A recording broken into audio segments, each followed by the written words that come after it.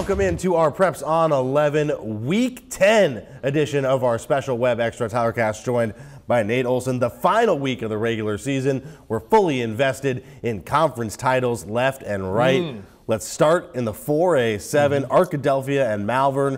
Winner wins the league. Yeah, Arkadelphia starts off kind of rocky, you know, and in their non-conference season, but they've caught fire. Trey Shucker, great coach. And they have the Badgers playing really good at the right time now, explosive offense, playing good on defense. Malvern has been my pick to win it all the whole time. You know, they had a couple losses to out-of-state teams in the non-conference, but they have rolled through the league and have pretty much everybody back. Jalen Dupree, one of the better running backs in the state, going to Colorado State. You know, I think they win this game, and I think they go on to win the whole thing again. But Arkadelphia will have something to say about it. This is a good rivalry game, and you know, it should be a good game. But I think Malvern wins it. They have so much talent and depth on this team. But if you're Arkadelphia, you have to feel good about how they're playing right now. It took a little while. There are guys that are kind of moved into different roles because of graduation. You lose Donovan Witten, the quarterback, but the new quarterback, McBride's playing much better. So they're peaking at the right time, has a chance to be a really good game, and it usually is when these teams get together. All right, let's move on now to the 5A Central. 3 different teams, Robinson, Pine Bluff, and Mills, enter the last week of the regular season with the same conference record. Mills plays Valonia. Mills also already beat Pine Bluff and Robinson. So if Mills takes care of business against Valonia, they win the league regardless of what happens when Robinson and Pine Bluff play. Now, if Mills loses, the winner of that Robinson-Pine Bluff game jumps from the 2 to the 1.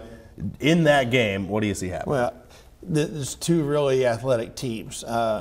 When I saw Robinson play Maumelle a few weeks ago, the speed that they have, Quentin Murphy, I don't know where he's going to play in college. I think he's committed to Ole Miss. There's other schools that are interested. Probably not going to be quarterback, but his blazing speed is very impressive, possibly a return man, defensive back. But in high school, he's able to run the football a lot. He poses problems for defense, and their whole offense is fast. They've got a good running back. On the flip side, Pine Bluff, Courtney Crutchfield is one of the better athletes in the Mid-South. He can play offense and defense. He's projected as a receiver at Arkansas. So there's a lot of athleticism on the field. I think both of these teams, along with Mills, could match up pretty decently with Parkview with the speed and athleticism, because that's what Parkview has so much. But the big part of this game is you don't really want to be the 3 seed. If you can't be the 1 seed, you want to be the 2. And so that's, I mean, basically, I think the way you have to approach, I mean, you just got to win the game. But I don't think you're winning it thinking you're going to, you know, unseat Mills. You're just wanting to eliminate this other team from the 2nd place and then see what happens with Mills, and maybe you'll get lucky and you'll be the number 1 seed. All right, let's go back now to a league where the league title is on the line. 2nd year in a row that a Week 10 rivalry decides its 2A division. It's Hazen and Carlisle. Yeah. Hazen, of course, the defending state champs, but they've shown some cracks this year. They have, and one of these years I'm going to go to that game. I mean, I was there last year. It was great. I mean, you talk about being able to go into either one of those towns and probably clear it out because, you know, no one's around. Nobody's there. It's a ghost town. So I like Hazen a lot. You know, it's kind of the same thing with Malvern, defending champion with a lot of talent coming back. Braylon Anderson's a really good running back. Carlisle's had some guys step up, and it's just, you know, both of them have a really good tradition. And then this game, when it's so hyped up in that area, sometimes you can throw things out the window. I know Carlisle would love to win it after what happened last year in the championship game. You got to play them again and didn't play very well. So I expect a lot of people there, electricity of a playoff game. And, you know, I think along with Malvern, I mean, I've had Hazen the whole year. I'll stick with them to win this and repeat. But, yeah, it hasn't been as easy, you know, as people probably thought. There have been some growing pains with their team, but I think they're playing well right now too. All right, another battle of undefeated conference foes for a conference title. The 6A West goes through Greenwood. Yeah. We saw them come in and convincingly beat PA last week. Now they get another team that's done that in Little Rock Christian, another one where the winner wins the league. These teams are more than their quarterbacks, but you know, we love quarterback play in the media. You know, we talk about it in the NFL all the time with, you know, Brady and Montana, and it's some of the matchups that were in Super Bowls and playoffs.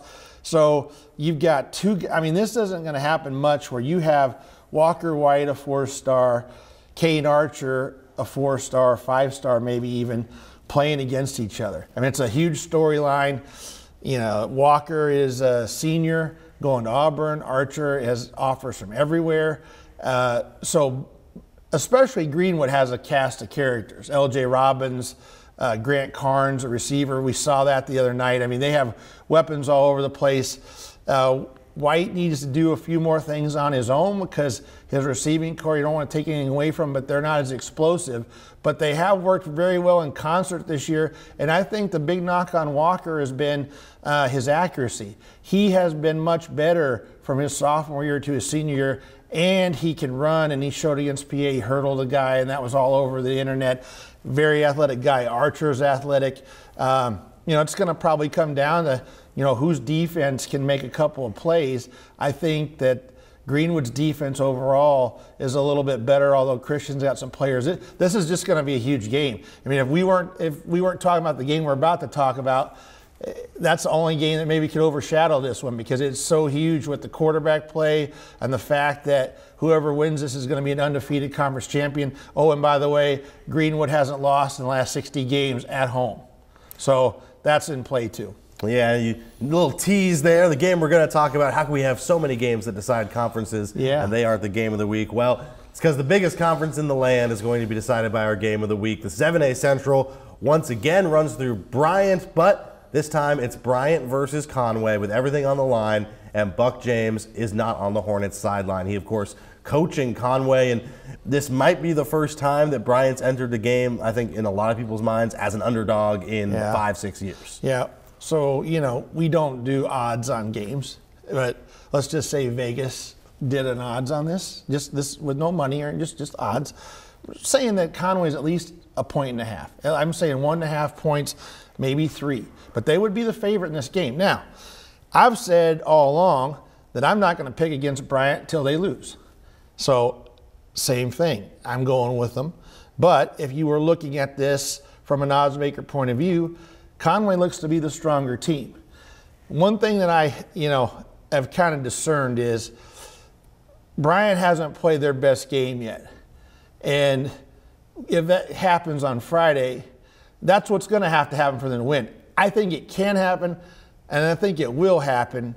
And it's gonna be up to Conway to absorb that punch, because I don't think that they have played a team that is athletic and physical as Bryant. The big thing about Bryant is you don't want to make mistakes. You can't. They've made some costly mistakes in games. It hasn't hurt them because it's been against inferior talent.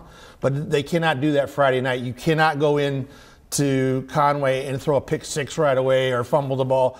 Jordan Walker's been better than last year as a sophomore. I think he's still, I mean, I talked to him last night and he said, I see the game better, but he still made a few mistakes.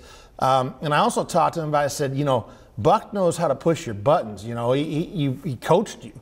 He said, well, Buck doesn't know this, Jordan Walker. I'm a little bit better than last year. I'm a little bit more composed. You know, he had to leave the game, the championship game. It just wasn't clicking for him. They had to go to Gideon Moats. He doesn't think that's going to happen Friday night, and he feels very confident that his team, the way they practice this week, is going to show up for this game. And while they're not really furious at Buck, they don't want to see him go to another school and kind of tear down what they've built and at their expense, you know, and build Conway up, tear them down. So it's definitely on their minds. It's going to be a motivation. Talk about an electric atmosphere. I mean, this was going to be, I mean, I called it in print the biggest game in Arkansas high school football history. I just don't see where there's ever anyone else that would have been better, bigger, because of all the implications. I mean, is this the end of the Bryant dynasty? Is it the beginning of the Conway dynasty? Is it still the Bryant dynasty and they're going to win 6 with another coach like Anthony Lucas did at Pulaski Academy? And it's very much a game that we could potentially see, in a month or so's time here. Which a lot of these games we saw with Hayes and Carlisle last year. Little Rock Christian Greenwood could be a preview like that. All depends how the brackets shape out. And let me just say this too, since we're not on a time crunch or anything, we can look ahead a little bit. I feel like Fayetteville is a very, very good team. Very good team. Offensively, Drake Lindsey's, he and Amolo are by far the best quarterbacks. Lindsey's going to Minnesota. But if I had to handicap this, I think Conway, if they lose, they would be probably facing them in the semifinals. I think they would have a better chance to go to Fayetteville and win. I wouldn't feel as good about Bryant because they haven't had to play a road playoff game. They have a rookie head coach. Buck, although he hasn't had to do that, at Bryant, he's coached for 20-some years, and I think he would be able to lead them with confidence up there, pull off a win, and then come back to Little Rock. So if you want to see a Conway-Bryant game again, I think you kind of need to root for Bryant to win and then to come back. And I'll say what I said with PA and Greenwood last year. I don't think the team that wins this game could win it again if they play them again. I think that's going to be really hard. Because we saw that happen with PA and Greenwood last year. We did, yep. All right, so many matchups to come in the state playoffs, but first we get the final week of the regular season, Week 10. All comes your way Friday night, and all the highlights coming your way on the Friday Night Blitz.